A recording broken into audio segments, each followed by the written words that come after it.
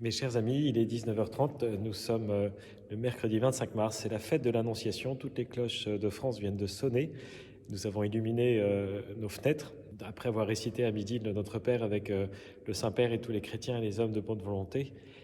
Je voudrais vous présenter maintenant ce soir une initiative particulière.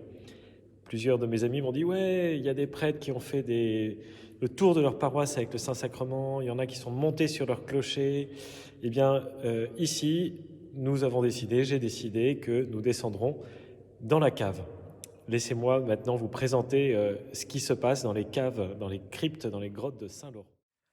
Avant cela, je voudrais vous présenter la vie de Saint-Laurent très brièvement, notamment avec cette fresque. Vous avez ici le pape Saint Sixte en blanc qui part vers son martyre, et Saint-Laurent qui tend les bras vers lui, qui lui aurait demandé la grâce de pouvoir l'accompagner dans son martyre. Et Saint Sixte se retourne vers lui à ce moment-là en lui disant non Laurent, reste, l'Église a encore besoin de toi, tu me rejoindras dans 3 jours.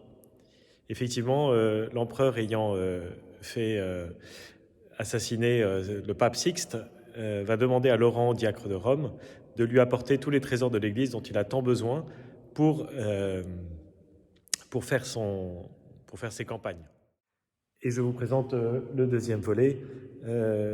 Saint Laurent, 3 jours plus tard, s'est présenté à l'empereur avec les trésors de l'Église, qui sont les pauvres, qui sont les faibles, les personnes en vulnérabilité, les personnes fragiles.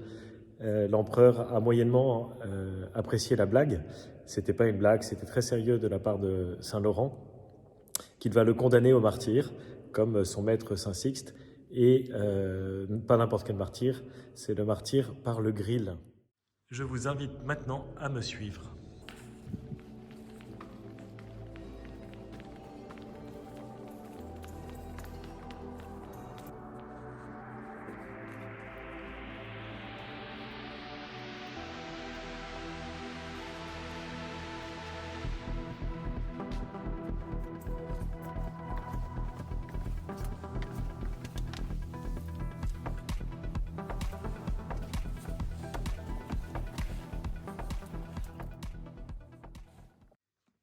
Nous voici donc devant le nouveau martyrium de Saint-Laurent. Nous avons la chance dans cette paroisse dédiée à Saint-Laurent depuis le 5e siècle de conserver précieusement une relique de Saint-Laurent qui est toujours enterrée à Saint-Laurent-hors-les-Murs, près du cimetière du Verano à Rome, là où il a été martyrisé.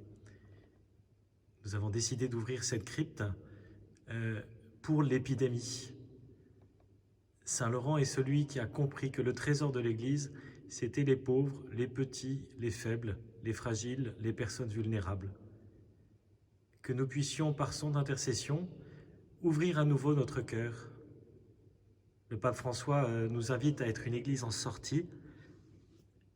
Le coronavirus, à la fois nous confine et en même temps nous oblige à trouver d'autres moyens de sortir, à trouver d'autres chemins pour aller à la rencontre du plus faible, du plus fragile, du plus vulnérable, déjà en le portant dans notre prière, déjà en intercédant pour lui auprès du Seigneur, pour que le Seigneur vienne le rejoindre dans cette épreuve, mais aussi pour que cette maladie, ce virus, ne soit pas qu'un énième événement de l'évolution dans la nature, mais que ce soit pour nous l'occasion de devenir plus hommes, de devenir plus fils de Dieu, de devenir plus aimant comme Dieu aime.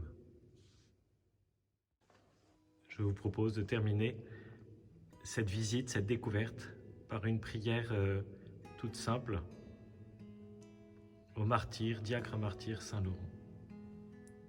Au nom du Père, du Fils et du Saint-Esprit. Amen.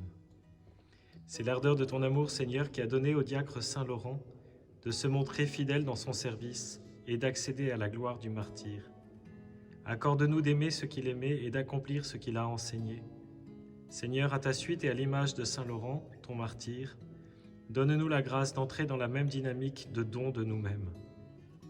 Donner par amour est la seule chose qui puisse donner sens à toute une vie, dans un monde où il ne semble y avoir d'autres valeurs que la logique du profit et de l'intérêt personnel ou du groupe. Seigneur, que ton esprit d'amour vienne dilater nos cœurs et ouvrir nos mains. Amen.